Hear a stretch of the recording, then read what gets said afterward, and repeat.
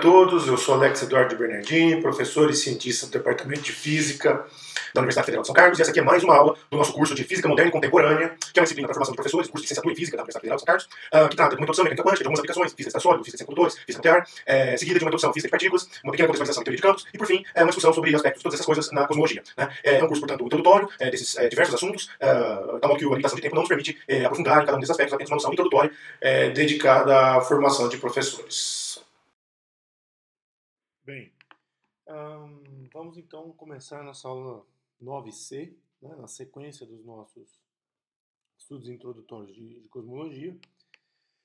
E hoje é uma aula onde eu vou apresentar a equação de Einstein, né, e a relação que ela pode ter com o Big Bang.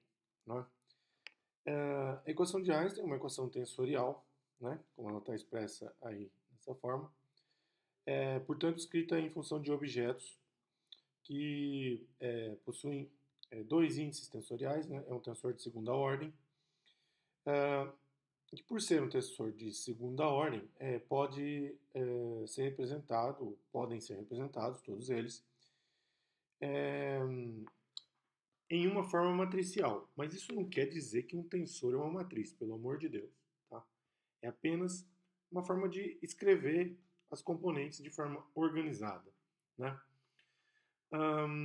Então temos o índice mu e o índice nu, são índices gregos que correm de 0 a 3. Né? Então é 0, 1, 2 e 3 são os valores que mu ou nu podem assumir. 0 se refere à coordenada temporal e 1, 2 e 3 se referem à coordenada espacial. Então são tensores aí que abarcam a geometria do espaço-tempo, né? Com as coordenadas de espaço, 1, 2 e 3, e tempo, a coordenada 0. Né? Portanto, a equação de Einstein ela pode ser deduzida a partir de elementos geométricos, mas vale salientar que o lado esquerdo congrega apenas elementos geométricos e o lado direito as informações de energia. Dizer que um é igual ao outro é um paradigma. Não pode ser deduzido. Tá? Ele é um paradigma. Então,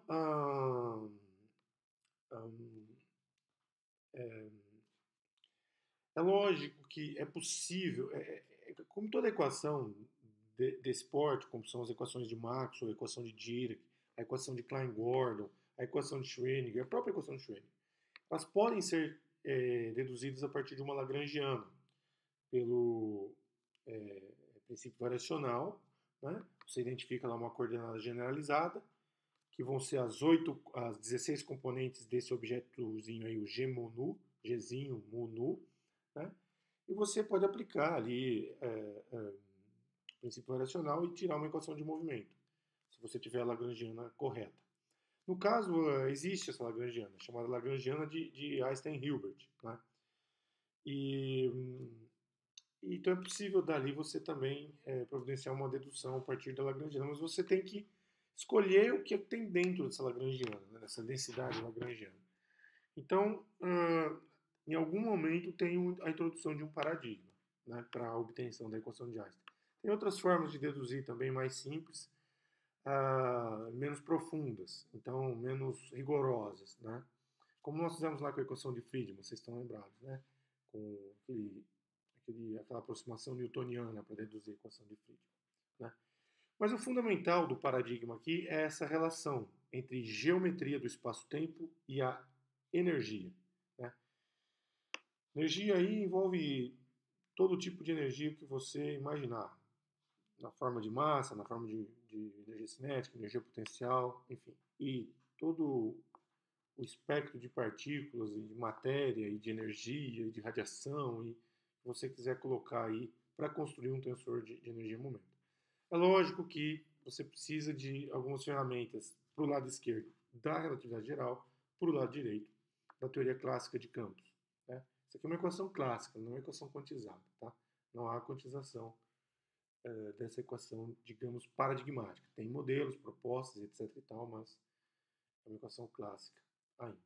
Então vamos falar da geometria. Bom, a geometria, gente, a informação da geometria, eu coloquei a equação de Einstein ali embaixo, vocês estão vendo, né? Na última linha. Toda a informação da geometria está presente no G-mu-nu, né? Para chegarmos ali no G-mu-nu, esse Gzinho mu-nu, que é chamado de métrica, né? Vamos recapitular o que é uma geometria plana. A geometria plana é aquela onde as propriedades euclidianas são observadas, né? Então temos ali um teoreminha de Pitágoras infinitesimal, ds quadrado igual a dx quadrado mais y quadrado, né? Se obedece ao teoreminha de Pitágoras infinitesimal, temos uma geometria plana, euclidiana, né? A geometria esférica, né, ela tem uma curvatura fechada, diferente da geometria plana que não tem curvatura, né?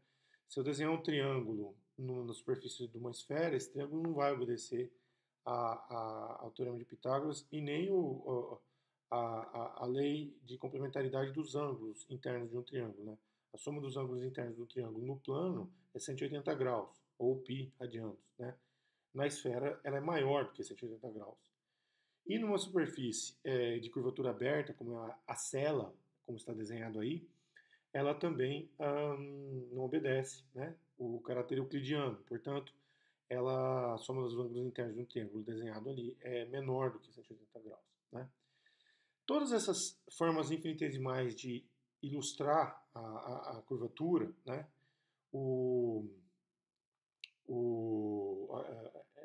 estão presentes nessas expressões infinitesimais, né? Eu desenhei ali na segunda expressão para a esfera, eu escrevi a expressão infinitesimal para um comprimento na superfície de uma esfera, né? Basicamente é o teoreminha de Pitágoras infinitesimal. Infinitesimalmente o teorema de Pitágoras vale, tá? Infinitesimalmente vale. Por quê?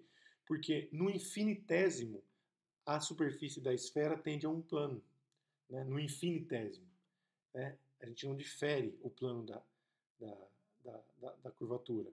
Mesma coisa na cela. Então, no infinitésimo vale o teoreminha de Pitágoras, né? Só que à medida que isso se expande para macrodimensões, a gente não tem mais o teoreminha de Pitágoras, vamos assim dizer, né? A componente infinitesimal, né? Como que seria isso na esfera? A esfera são dois comprimentozinhos de arco, né? Seria um R de θ ao quadrado e um R seno de φ de φ ao quadrado, né? Isso a gente já vê lá em métodos matemáticos, por exemplo. Mas o ponto é que a gente pode construir esses elementozinhos infinitesimais da forma um pouquinho mais geral, né, do que uma esfera ou um ponto de cela, como na terceira equação em vermelho aí, né? A gente põe duas coordenadas, x1 e x2, aí não são cartesianas, são quaisquer coordenadas, tá? Pode ser θ e φ, por exemplo. E a gente monta essa estrutura mesmo com elementos cruzados, né? Então, vai ser esse G e J, agora que vai de 1 a 2, o I e o J, só para exemplificar superfícies, né? Se fossem volumes, iria de 1 a 3. Se fosse quadridimensão, seriam os índices mu e nu, né? Mas aqui a gente está em superfície. Então, para exemplificar essas superfícies, por mais bizarras que elas sejam, né, tendo essa componente de comprimento ao quadrado, ela pode ser escrita dessa forma, qualquer que seja o G e J. Então, o G e J, né, nesse caso aí, na terceira equação, ele é o que define a geometria, né? A gente pode escolher matematicamente a geometria que a gente quiser. A gente não sabe se isso tem alguma correspondência no espaço. Se a gente consegue escrever, desenhar uma esfera, uma superfície assim, né, materialmente, enfim, pegar uma folha de papel e dobrar de forma a ter uma superfície assim, né? Então a gente não sabe isso, né? Na relatividade restrita, como que seria o G e J? Bom, o G e J não ia ser só de 1 a 2, ele ia de 0 a 3. E ele seria simplesmente uma matriz, eu vou falar mais dela ali na frente, onde quando seria o G mu nu, e quando o mu nu são iguais, eles têm um valor diferente de zero. E quando eles são, o mu e o nu são diferentes, eles têm um valor igual a zero. Assim na relatividade restrita, né? Espaço de Minkowski. Então, o G00 vale menos 1, o G11 igual ao G22, que é igual ao G33, todos eles valem 1. É por isso que dá aquela equaçãozinha infinitesimal para o elemento de comprimento da relatividade restrita. Menos dx0 ao quadrado, mais dx1 ao quadrado, mais dx2 ao quadrado, mais dx3 ao quadrado. Onde o dx0 é o dct, né? O x0 é igual a c vezes t, é o elemento de comprimento devido ao tempo, né? Pela propagação da velocidade da luz. Né? Então o G mu nu, mas aí o da relatividade restrita é muito simples, né? É uma matriz diagonal, tem menos 1, 1, 1 e 1. Mas eu posso escrever, como eu disse, o G mu nu que eu quiser. Eu só não sei se ele vai descrever alguma coisa útil, sobretudo alguma coisa que exista na natureza. Né? Do contrário, eu posso escrever o G mu nu que eu quiser. É por isso que tem tantas métricas de tantas pessoas. Algumas ficaram famosas, como Friedman. Né? A métrica de Friedman não é só devido a Friedman, é Lemaitre, Friedman e... Friedman, Robertson e Walker. Né? São 3 contribuições aí. Né? Alguns incluem o Lemaitre também, que era um matemático físico francês também. Né? Então, então, assim, a geometria, o lado esquerdo da equação de Einstein, vai vir tudo desse G mu nu. Ora, mas, professor, não tem um R ali, não tem um R em mu nu? Vocês vão ver que vem tudo do G mu nu. Então, você colocou o G mu nu, escreveu o que você quis, identificou as coisas ali, né, nesse tensor de ordem 2, você constrói o lado esquerdo da equação de Maxwell. De Maxwell não, da equação de Einstein. Mas não é trivial, tá bem? Não é trivial. Então, é importante aqui salientar que a relatividade geral e a equação de Einstein, ela vem depois da relatividade especial. Né? A relatividade especial, ela tem toda uma construção matemática com a métrica de Minkowski, aquela que eu acabei de falar, vai aparecer daqui a pouco de novo, tá? Onde, sobretudo, a contribuição de Einstein vem dessa relação de energia, né? E onde é possível, por exemplo, identificar o momento e a própria energia ser escrita em função do, do fator de rapidez, que a gente chama, né? Que é o gama, né?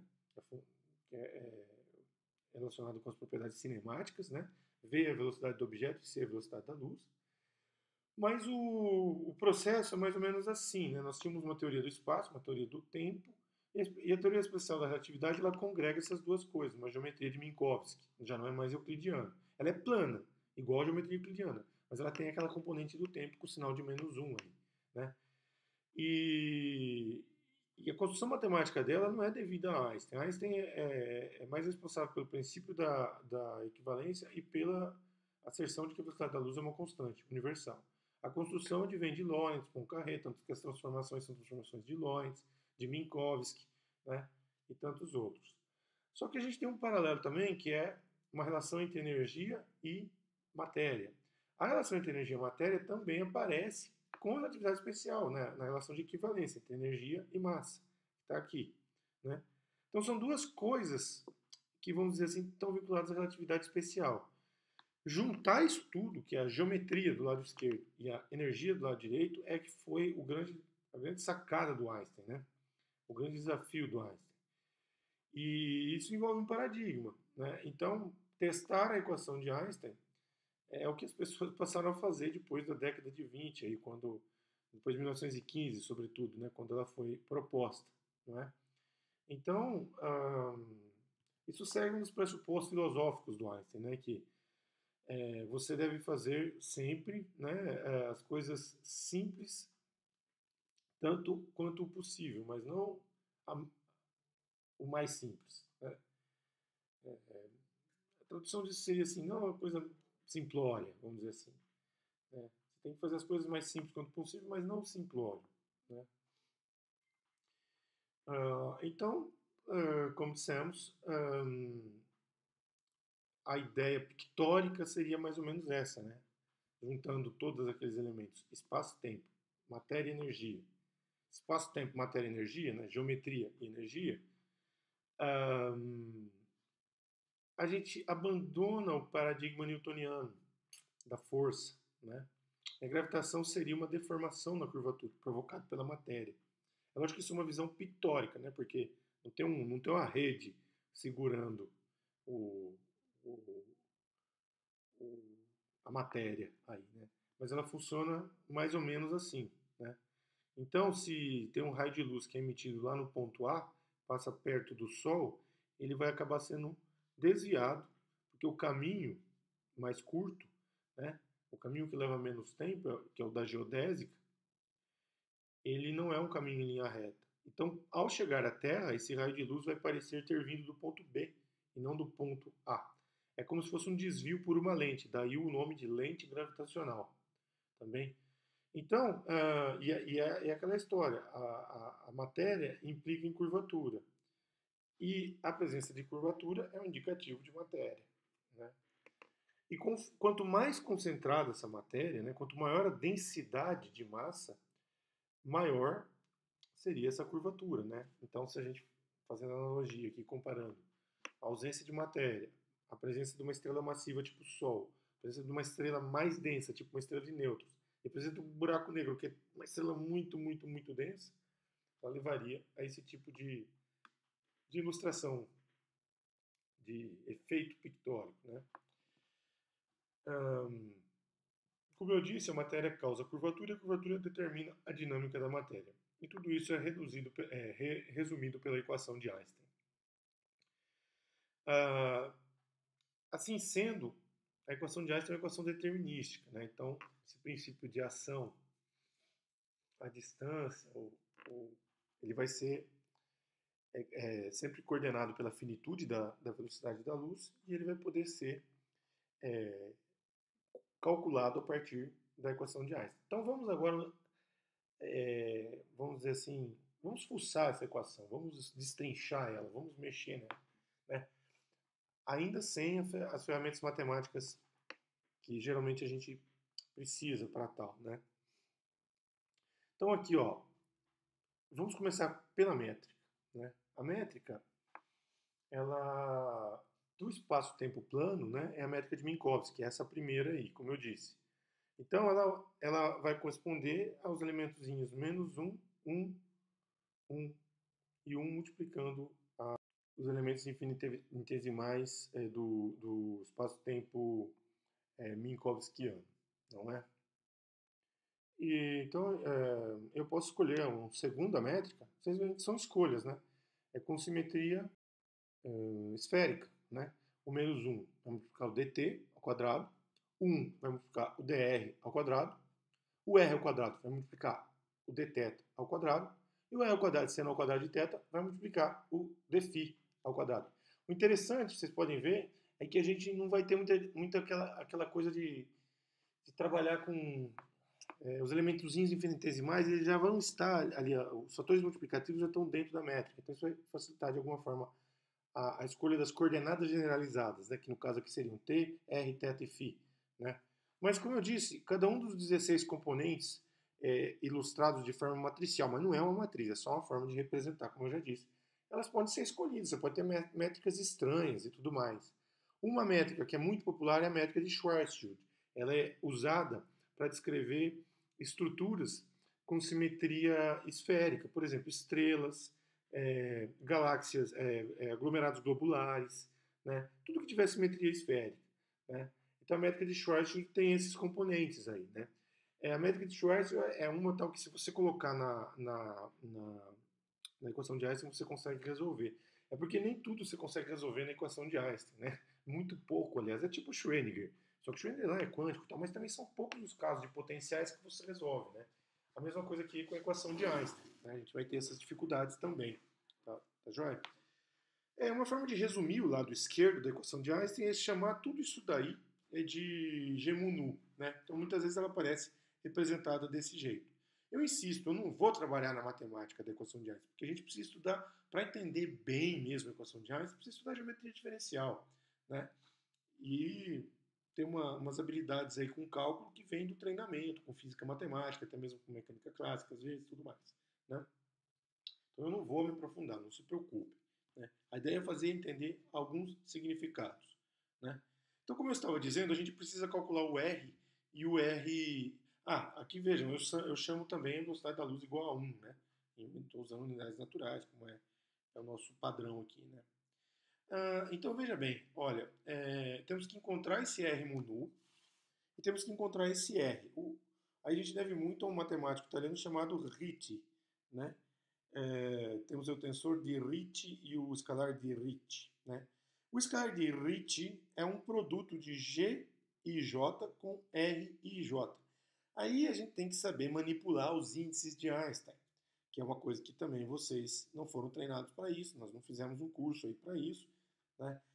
Mas o importante de saber é o seguinte: sempre que eu tenho um produto de coisas que envolvem índices, quando os índices se repetem, significa que a gente está somando sobre eles, né? É como se fosse, então, quando eu escrevo R igual a G e J, R e J, na verdade eu estou dizendo R é igual a um somatório em I, com I indo de 1 até 3, e um somatório em J, tudo simultaneamente, com J indo de 1 até 3, de G e J, R e J. Então tem esse significado aí. Então vocês podem ver que é uma coisa não trivial de calcular, esse escalar de Hit. E é engraçado, ele não é trivial de calcular, mas ele é a coisa escalar mais simples. E o que é um escalar? Um escalar é algo que, se você aplicar uma transformação de Lorentz, ele não muda, né? Então, a partir de G mu nu, a coisa mais simples de se calcular que é escalar é o tensor de Hit, é o escalar de Hit, né? Para isso você vai usar o tensor de Hit. Só para vocês verem como é complicado. Olha o tensor de Hit, um R sigma nu. Eu troquei o mu por sigma, não tem problema. R sigma nu, ele na verdade é uma soma de um tensor de 4 índices, né? É uma somatória em ρ, com ρ indo de 0 até 3, de um R ρ sigma ρ nu. Porque o ρ está repetido ali, então também está somando, né? E como é que escreve esse R ρ sigma ρ nu? Ele é uma derivada em ρ de um gama ρ. Esse del ρ gama ρ, né, essa deriva, é como se fosse um divergente com as 4 coordenadas. Então é del t gama t menos del x1 gama x1 menos del x2 gama x2 menos del x3 gama x3. Por que o menos? Por causa da métrica, né? Na verdade é menos gama t e mais, né? Bom, eu não quero ensinar essa matemática para vocês, porque nós não temos condições de fazer isso nesse curso. O objetivo nem é esse. Eu só quero mostrar que esse gama, ele também tem um nome, ele é chamado tensor de Riemann-Christoffel. E esse gama é escrito em função do G mu nu. Percebe como ele é escrito ali embaixo? Ó, o gama mu rho sigma, ele é definido ali como G mu nu multiplicado, sempre aquelas multiplicações de somatórias. Sempre que se repete o índice, eu estou somando. Então não é só o que está escrito ali, é um somatório daquilo tudo ali. Então você imagina o tamanho do símbolo de Christoffel, né? Você vai ter lá o somatório das derivadas, mas aí o símbolo de Christoffel, Riemann-Christoffel, é escrito em função da métrica do G mu nu. Então o Christoffel, né, o símbolo de Christoffel, o tensor de Riemann-Christoffel sai da métrica. Aí você joga ele lá na expressão para aquele tensor de Hit de 4 componentes, que você reduz para 2 componentes. E aí aquele resultado você volta aqui e multiplica por... Pega só a parte em IJ, que é 1, 2, 3, 1, 2, 3, e multiplica por IJ e vai tirar o escalar. Então o lado esquerdo da equação de Einstein é essa monstruosidade. E a gente... Mas, poxa, professor, meu Deus do céu, pois é geometria diferencial, esses caras deram contribuições absurdas, e a natureza é assim. A natureza é assim, meus caros. Dá para deduzir essa equação, como eu disse, da ação de Einstein-Hilbert. O que é a ação de Einstein-Hilbert? É a ação mais simples com coisas de geometria, com elementos de geometria. O que é mais simples? É o escalar de Hit. Então é uma integral de R d4x, né, ou dx4, enfim. Multiplicado pela raiz do determinante de G. Essa raiz do determinante de G, com sinal de menos, basicamente ela está ali para que quando você tomar o jacobiano, fizer uma mudança de coordenadas, ela volte a ser escrita desse jeito de novo, né? Porque senão, se não tivesse esse raiz do determinante, esse menos G é menos determinante do G mu nu. Você vai na matriz G mu nu, lá toda esquisita, toma o determinante dela, põe o sinal de menos, certo? E põe ela ali, dependendo do seu G mu nu que você está utilizando, tá? Então ela existe para isso, né? Daí tendo essa raiz, quando você calcular o jacobiano para fazer uma mudança de coordenada, ela fica igual, ela fica com a mesma cara, essa ação, né? E aí você aplica o princípio variacional, dá uma contatada danada e você tira a equação de Einstein, você obtém a equação de Einstein. Então você começa a ver que tem coisas aí, e aquele SM é a parte da energia. Aí é uma ação qualquer, que você vai fazer a conta e vai tirar o tensor energia-momento. Isso aí, sempre que você tiver uma ação que está representando energia, energia e matéria, enfim, você aplicou o princípio racional, você tira o tensor energia-momento nas condições em que você tem ela ali, tá certo? Então, o que acontece? Dá um trabalhinho também fazer essas contas. Se alguém que já tem uma formação um pouquinho mais elaborada de matemática estiver interessado, pode ali buscar no Wikipedia a ação de Einstein-Hilbert, tem toda a dedução bonitinha, feitinha ali. Vai dar trabalho, é braço. Então, aqui, só essa brincadeira, gente, é um curso. Só essa brincadeira aqui é um curso de geometria diferencial, tá? O sujeito tem que ter feito cálculo 1, 2, 3 e 4, tem que ter uma noção de álgebra linear, tem que ter uma noção de geometria, de cálculo diferencial mesmo, de curvatura e tudo mais, né? O fato é que essa equação funciona, gente. Ela não falha. Ela descreve esse montão de coisas. Descreve, inclusive, objetos esféricos. Nesse caso, a gente vai desacoplar a equação. Se a gente quiser estudar astrofísica, não o universo, a gente desacopla a equação em objetos com uma estrutura de energia, uma densidade de matéria, uma característica de pressão. Então a gente pode estudar o comportamento dinâmico de fluidos, vamos dizer assim, relativísticos, né? Inclusive já tive trabalhos aí nessa área. São essas equações, quando reescritas dessa forma, são chamadas de equação de Thoma, Oppenheimer e Volkov, devido a Thoma, sobretudo a Thoma e Oppenheimer e Volkov. Oppenheimer e Volkov é mais um trabalho para descrever estrelas e nêutrons. Thoma não, Thoma encontrou soluções, 7 soluções, né? Só tem umas 12 analíticas até hoje, ou 9 ou 12 até hoje. Thoma fez o trabalho bonito ali em 1979. Né? Mas nós não estamos interessados nisso aqui, eu só estou mostrando para vocês as aplicações ali da equação de Einstein. Tá? Nós estamos interessados, sobretudo, no universo plano em expansão. Né? Então, nesse caso, a gente vai tomar a métrica, aquela métrica menos 1, 1, 1 e 1, e botar menos 1, A e A. Ela vai deixar de ser estática, vai depender do fator de escala. A gente vai trocar o fator de escala no presente, que vale 1, lembra o fator de escala no presente? E vai substituir por A. Essa chamada métrica de FRW, Friedman Robertson Walker. Tem uma métrica na jogada também, mas ela ficou cunhada como FRW. Né? E ao fazer isso, jogar na equação de Einstein, manipular os índices, esse é o capítulo 2 do livro do Dodson de cosmologia, é um capítulo inteiro para isso. Vocês obtêm a equação de Friedman, que a gente já obteve daquele outro jeito, né? E tal. Então, essa ideia de jogar um fator de escala mudou um paradigma do universo estático. Muitas pessoas acreditavam naquela altura, mesmo Einstein, né? Einstein viveu para lá e para cá nessa questão do universo estático ou dinâmico. Né? Mas o Friedman foi aquele que deu o golpe de mestre ali e cravou que o universo estava em expansão. Né? E disso a gente passa a estudar a cosmologia relativística, diagramas de Hubble, a equação de Friedman, tudo isso que a gente já discutiu, e as inhomogeneidades e anisotropias, como eu falei, perturbando a equação de Einstein, né? Botando variações em cima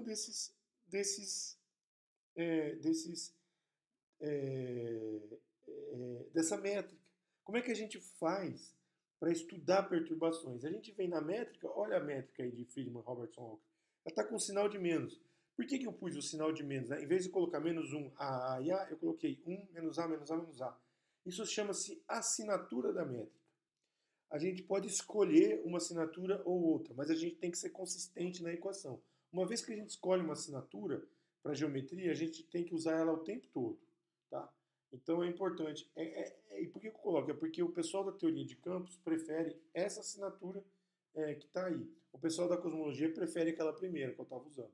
Só coloquei essa diferente para, caso vocês vão olhar num livro ou em outro livro, vocês vão ver que existe uma flutuação nessa assinatura. É só uma troca de sinal global. Troca o sinal do -1 e dos As também.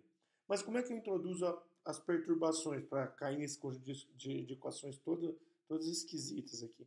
Ó, essas equações, se vocês olharem, do lado esquerdo, eu troquei aqui do esquerdo para o direito, tá? Deveria ter escrito do outro jeito. Mas do lado esquerdo estão as coisas de energia, em cada uma delas. São 4 equações. Do lado direito estão as coisas de geometria. De onde vieram? Vieram do seguinte, é só eu perturbar essa métrica, eu colocar coisinhas aí junto do A, por exemplo, A vezes 1 mais 1 psi, A vezes o 1 mais φ ali. São as perturbaçõezinhas nessa geometria. São flutuaçõezinhas na geometria. Eu posso fazer isso e aí eu caio em equações desse tipo, né, com as perturbaçõezinhas em questão. Né? Aqui estão as equações com as coisas de background junto com as perturbações. Mas o ideal é a gente resolver, separar o background, resolver, e daí a gente pode resolver as perturbações. Tá? Então, a maioria das coisas a gente já discutiu na aula passada.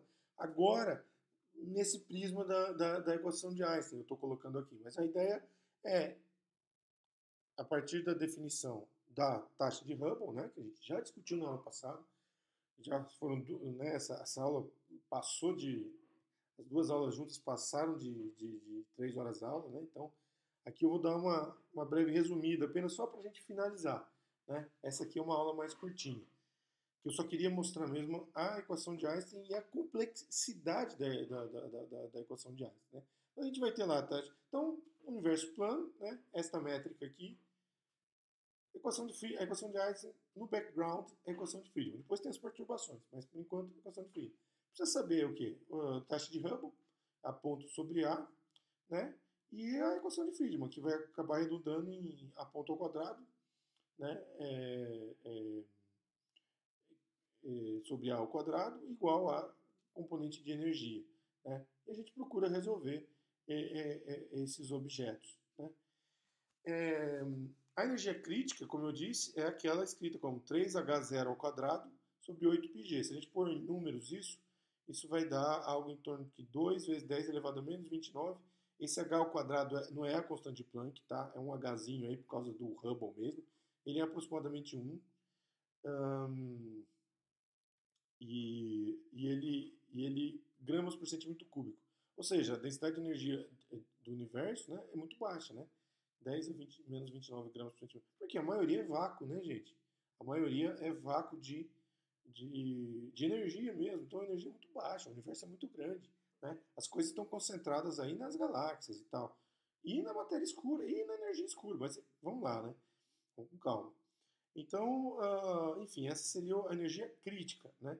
E a ideia é que a energia total seja algo em torno da energia crítica. Né? Se ela flutuar da energia crítica, significa que a gente tem curvatura, né? Como a gente já discutiu nas aulas anteriores.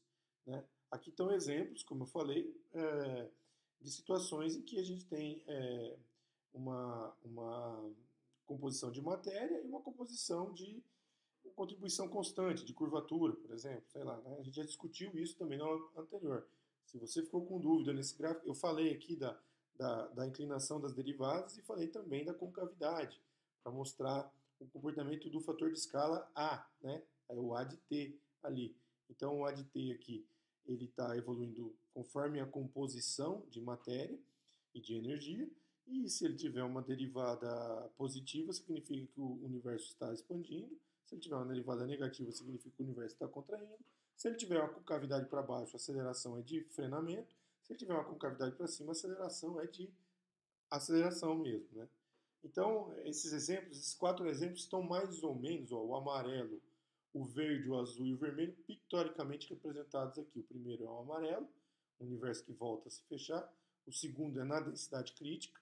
Né? O terceiro ele já começa a ter uma expansão um pouquinho acelerada, e o quarto é mesmo a expansão acelerada, com a presença ali da constante de integração, que é o nosso universo.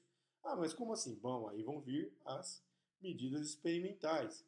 né? Nosso universo, ele é um universo plano, ele está em expansão, ele em princípio ele parece obedecer essa métrica de Robertson Walker, né?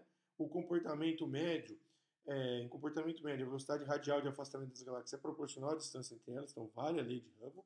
O princípio cosmológico é mantido e a expansão explica em um passado de corpos mais aglutinados. Então, esse passado, que a gente vai lá até 10 menos 42 segundos, que eu já comentei na aula passada, pressupõe o Big Bang. Né? Ele pressupõe o Big Bang, que é um termo cunhado pelo próprio Friedman, mas que teve aí uma defesa muito forte do Stephen Hawking. Né? Ele também deu muitos atribuem a cunha do nome ao Stephen Hawking. Né? Então, isso tem que ver a literatura científica exatamente como ela define. Mas, basicamente, é aquele processo em que a gente tem alguns patamares de conhecimento bem definidos, né? Então a gente consegue tirar uma foto do universo quando ele tinha aproximadamente 380 mil anos, né? A gente não entende muito bem o que aconteceu antes, mas a gente tem alguns modelos para inflação, algumas explicações, né? A gente consegue entender que depois desse domínio de radiação, a gente vai ter o domínio da matéria, né? E por último, mais recentemente, o domínio da energia escura, que a gente não sabe o que é. Né? Então, a gente consegue traçar a ideia de que ele tem uma idade de aproximadamente 14 bilhões de anos. Né? Então, o modelo do Big Bang ele foi muito bom porque ele traz algumas soluções, mas ele também traz problemas. O primeiro problema é do dilema de Santo Agostinho. Né? Como então devo responder àqueles que perguntam o que Deus estava fazendo antes de criar o céu e a terra? Basicamente assim, o que Deus estava fazendo antes de criar o universo, né? Ou o que havia antes do universo? Bom, certamente, como disse Santo Agostinho, eu não diria como muitos que ele preparava o inferno. Ele diria, Santo Agostinho, antes não existia o tempo, e ele fez tudo e fez também o tempo, concomitantemente. Então, a explicação, enquanto a gente não entender antes de 10 a menos 42 segundos, como eu falei na aula passada, não há como responder essas perguntas. Temos então que avançar muito para responder esse intervalo mínimo de tempo. Né? Outra coisa que é consistente com o Big Bang, né? Na verdade foi isso que determinou o paradigma do Big Bang, ou da ideia do Big Bang. Lembrando que não precisa ser uma grande explosão, mas tem que ser um grande começo, alguma coisa daquele tipo, né? Uma coisa da singularidade, uma coisa infinitesimal com muita energia explodindo. Foi a medida da radiação cósmica de fundo. Né? A medida da radiação cósmica de fundo ela foi descoberta, né, em 1965 por Penzias e Wilson. Ele tem uma história muito curiosa, muito engraçada. Né? Essa radiação cósmica de fundo ela foi medida por um detector de ondas eletromagnéticas. Né? Só que o que acontece? Essas ondas eletromagnéticas elas equivalem a uma temperatura de 2,7 Kelvin. Se você botar isso em gigaelectronvolt ou em eletronvolt, vocês vão ver que dá um valor muito pequeno. Em algum momento nas nossas aulas a gente vai traçar esse valor, tá? Mas eles dão energia muito pequena. Então detectar onda eletromagnética com energia tão baixa é muito difícil. Né? O que acontece é que esses caras tinham lá um telescópio da forma parabólica da AT&T, né? AT&T, uma empresa, né? E o que acontece? Já se havia previsto, né, Gamow, como eu falei, George Gamow, naquela história lá do árduo defensor do Big Bang, lembram na aula de física nuclear lá? Ele fazia uma apologia, então, teórica ali à existência do Big Bang e, portanto, a radiação cósmica de fundo. Né? O que acontece? Essa história é descrita no livro Os 3 Primeiros Minutos, do Stephen Weinberg.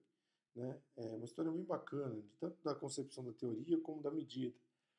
Acontece o seguinte, uma ninhada de pombos ali fez um ninho nessa antena parabólica e esses pombos defecaram ali, deixaram uma camada de cocô mesmo ali na antena parabólica. Essa camada de cocô, ela funcionou como um dielétrico, permitiu que se filtrasse ruídos externos e limpasse o sinal dessa radiação cosmológica de fundo. Permitiu então que o cocô de pombo permitiu então que se detectasse a radiação cosmológica de fundo, que é o que? Essa radiação que eu havia desenhado aqui, ó, esse mapinha colorido no fundo do poço aqui. Né? Então a primeira detecção desse troço foi graças ao cocô de pombo na antena parabólica. Ao menos assim é descrito na literatura, não sei se tão científica, mas também de divulgação e tudo mais, né? Então isso permitiu,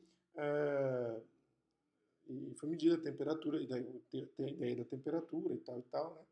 E confrontar com esse quebra-cabeça, né? Mais uma peça, como eu estava dizendo, né? Outra peça veio do desvio para o vermelho, né? Linhas espectrais, séries de Bauman, Brackett, Paskin, Lyman, né? Você aponta o telescópio e espera, você aponta lá para uma nebulosa que você acha que tem muito hidrogênio ali, ou melhor, ou que tenha muito hélio, você espera as linhas espectrais do hélio. Aí você vai medir, o que acontece? Vem uma linha espectral desviada, e depois vem outra, e vem outra, e vem outra. Sempre elas são desviadas, a frequência, numa direção para o vermelho. O que isso quer dizer? Quer dizer que o troço está se afastando, né? Que essa nebulosa, esse gás, ele está se afastando. Então você tem o que a gente chama de redshift, desvio para o vermelho, né? Então isso também foi um indicativo de que o universo está em expansão. Então, mais as peças do quebra-cabeça, sempre no background, tá, gente? Eu não estou indo nas perturbações. As perturbações vão te dar mais peças ainda para esse quebra-cabeça. Só que aí tem que fazer as contas, é trabalhoso, é danado de difícil de fazer, tá? Tem muita gente trabalhando nisso hoje e tudo mais. Ok? E, ótimo, então as coisas vão se encaixando, né?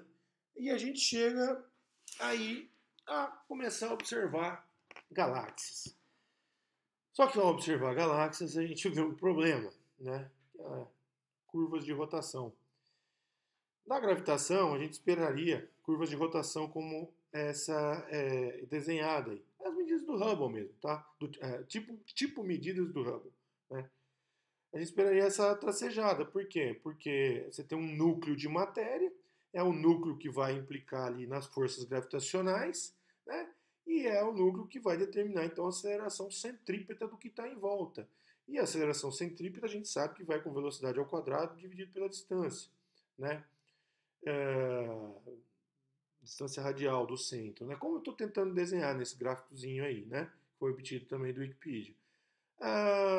Então a força centrípeta vai com V ao quadrado sobre R, né? Massa vezes V ao quadrado sobre R. Eu esperaria que os objetos que estão circundando as galáxias, eles fizessem essa trajetória, tal que uma velocidade fosse assim proporcional pela curva tracejada à distância. No entanto, os caras vão lá e medem muito bem e dão uma curva diferente.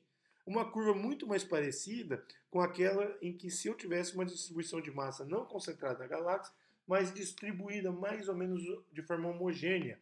Mas eu não estou vendo, né? Não tem luz, eu não estou vendo. Mas pode ser que ela não emita luz.